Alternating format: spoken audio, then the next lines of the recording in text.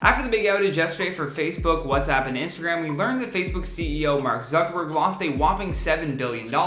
They say time is money. In just a few short hours of no service, Zuckerberg lost a lot of money. I'm going to tell you everything you need to know right here on I.O. But first, if you could do us a big favor and please tap that like button, we'd really appreciate it. With that out of the way, let's begin. If you were wondering yesterday why most of your social media apps were not working, it could be for a variety of reasons. I'm going to tell you what Facebook said it was, and then maybe we can get into some of the speculation about why it actually crashed. Facebook said in a blog post on Monday night that this 6-hour outage that they experienced was a result of a configuration change to their routers, shutting down all rumors that they had been hacked or that there was an attempt by someone to steal user data. In the post they said, "To all the people and businesses around the world who depend on us, we are sorry for the inconvenience caused by today's outage across our platforms. We've been working as hard as we can to restore access, and our systems are now back up and running. The underlying cause of this outage also impacted many of the internal tools and systems we use in our day-to-day operations, complicating our attempts to quickly diagnose and resolve the problem." They then go on to say, "Our services are now back online and we're actively working to fully return them to regular operations. We want to make clear at this time we believe the root cause of this outage was a faulty configuration change. We also have no evidence that user data was compromised as a result of this downtime." In addition to that response though, Mark Zuckerberg made a Facebook post apologizing for the outage and said, "Facebook, Instagram, WhatsApp, and Messenger are coming back online now. Sorry for the disruption today. I know how much you rely on our services to stay connected with the people you care about." The outage started around 11:40 a.m. and led to many issues for the company.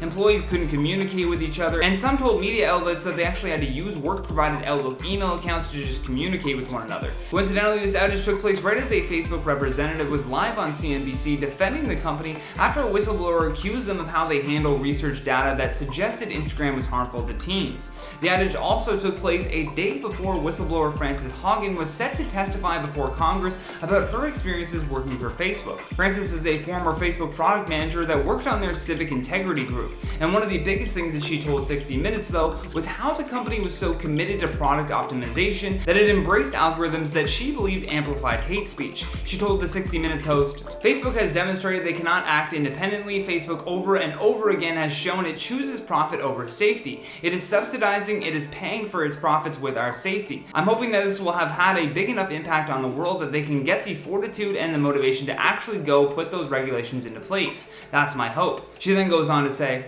"There was conflict between what was good for the public and what was good for Facebook, and Facebook chose over and over again to optimize for its own interests, like making more money. Facebook alone has around 3 billion monthly active users, and while the largest social media platform services were disrupted for a long time, CEO Mark Zuckerberg lost almost $7 billion, as I mentioned earlier. On top of that, since September, Facebook's shares have been consistently dropping. While initially the drop was experienced due to that whistleblower that I mentioned earlier, the global outage accounted for a massive drop on Monday. Along with the drops in stocks of Facebook, Mark Zuckerberg's worth has fallen by nearly $19 billion since September 13th of 2021.